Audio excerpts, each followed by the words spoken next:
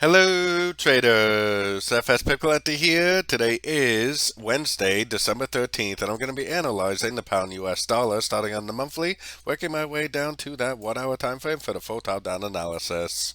So on the monthly, I still think this is going to turn into an uptrend. I think it's going to make a 1, 2, 3, 4, and 5, possibly a 1, 2, 3, 4, 5 of wave C and end up looking something like that, probably at least going up and taking out these highs. So let's take a look at it on the weekly time frame.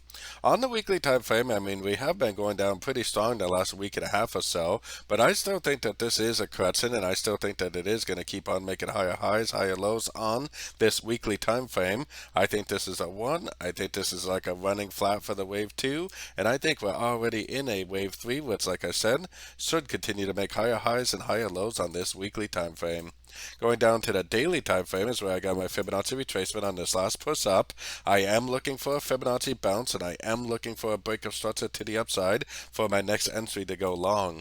I do primarily think that this is a correction to the uptrend, so I am definitely looking at this move down as a correction, and I am definitely primarily looking for longs on shorter time frames. But until we actually identify the end of this correction, I mean, looking for shorts is probably the best bet. So going down to the 4 hour time frame, I do believe that there is a good chance this is going to bounce off a fib level and keep going up.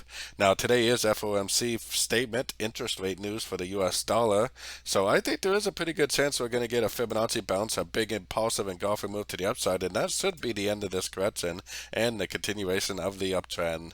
But like I said, until we get that fib bounce, I do think it is going to go down to one of these lower fib levels first.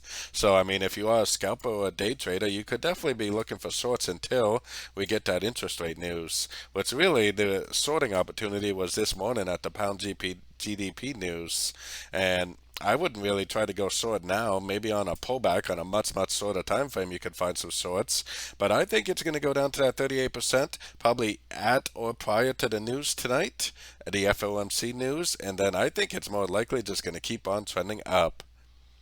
So don't forget to join my free Discord channel. The link for that is on the screen and in the description. Thanks and happy trading.